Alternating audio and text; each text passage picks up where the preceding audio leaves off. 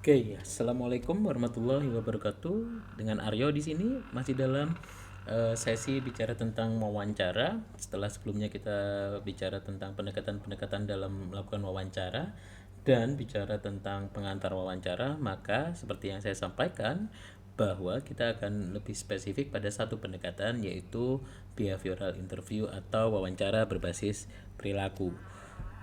Pada sesi ini saya akan menjelaskan prinsip-prinsip dari wawancara berbasis perilaku dan juga kita akan bicara tentang perilaku yang seperti apa sih yang harusnya akan kita dapatkan, serta kita akan bicara tentang macam-macam dari behavioral interview ini, yaitu behavioral event interview dan criterion based behavioral interview.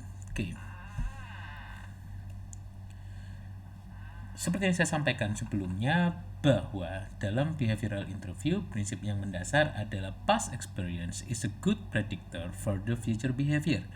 Artinya gitu ya, bahwa pengalaman yang sudah dilakukan oleh orang atau individu tersebut di masa yang lalu itu akan menjadi prediktor atau bisa memprediksikan perilaku yang sama yang akan dimunculkan di masa yang akan datang ketika dia menghadapi situasi yang ya relatif sama lah gitu ya. Nah, dasar memilih perilaku yang seperti apa gitu ya, setidaknya ya, semakin sering pengalaman tersebut muncul maka semakin kuat perilaku tersebut. Contoh, kalau kita bicara tentang motivasi berprestasi gitu ya, seberapa sering dia berprestasi, semakin sering maka kita bisa mengatakan bahwa dorongan untuk dia berprestasi besar gitu ya, sehingga bisa jadi kita menyebutnya bahwa perilaku tersebut konsisten akan muncul gitu.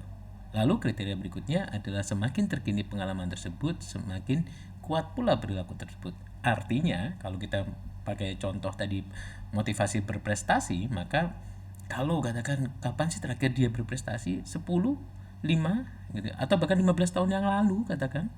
Well, kita bisa mengatakan berarti dorongan dia untuk berprestasi kecil dong. Karena apa? Bayangkan 10 tahun yang lalu ketika dia berprestasi.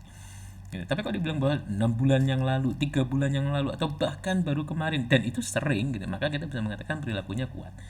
Well, there is no rule of thumb kapan waktu yang ideal untuk mengatakan kekiniannya gitu ya, tapi setidaknya itu dalam kurun waktu 1 sampai 2 tahun itu sudah paling maksimal lah.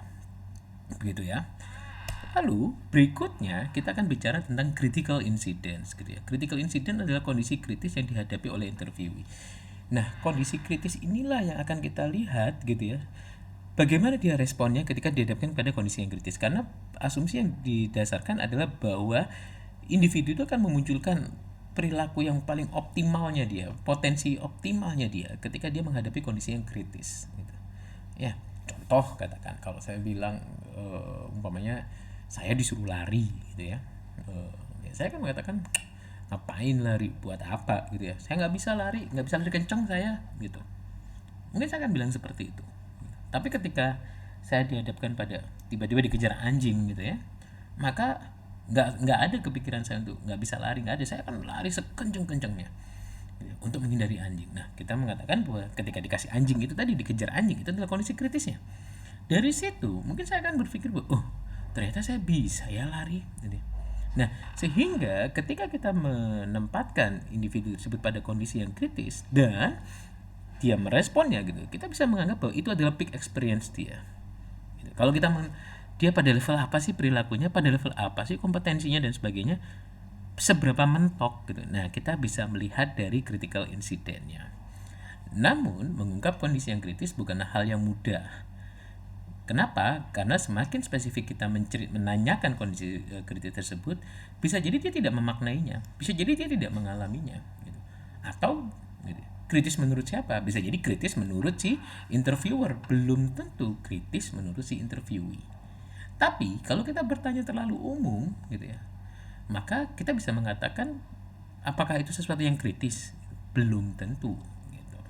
Oke, seperti yang saya sampaikan tadi juga bahwa dalam behavioral interview itu ada dua pendekatan di sini atau dua jenis gitu. Yang pertama adalah behavioral event interview. Nah, prinsip dasarnya adalah dia melihat ke gambaran besar sebuah perilaku kondisi kritisnya gitu ya. Lalu setelah itu kita akan masuk ke dalam kondisi kritis tersebut gitu ya. Perilaku-perilaku apa saja gitu ya, atau kriteria-kriteria atau aspek-aspek apa saja yang bisa kita ungkap dalam satu event besar tersebut, gitu ya. Sedangkan yang criterion based behavioral interview gitu ya, ini berbasis pada kriteria. Jadi setiap aspeknya gitu kita gali pengalaman critical incidentnya. Jadi setiap aspek itu ada critical incident yang berbeda-beda gitu.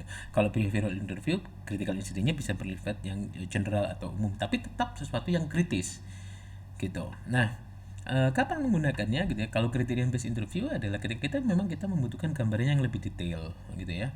Kita ingin penggambaran setiap aspeknya. Maka dengan criterion based interview, karena setiap aspek punya ceritanya masing-masing, maka itu akan sangat membantu kita untuk menggambarkan pada aspek ini, contohnya seperti ini, yang dia alami seperti ini disebabkan oleh ini dan sebagainya. Penggambaran detailnya akan lebih mudah. Tapi kalau behavioral interview gitu ya, behavioral event interview itu ya kita akan butuh lebih menganalisa ini kira kaitannya dengan aspek ini seperti apa, aspek ini apa, dan seterusnya. Oke, saya pikir cukup untuk behavioral interview. Terima kasih. Wassalamualaikum warahmatullahi wabarakatuh.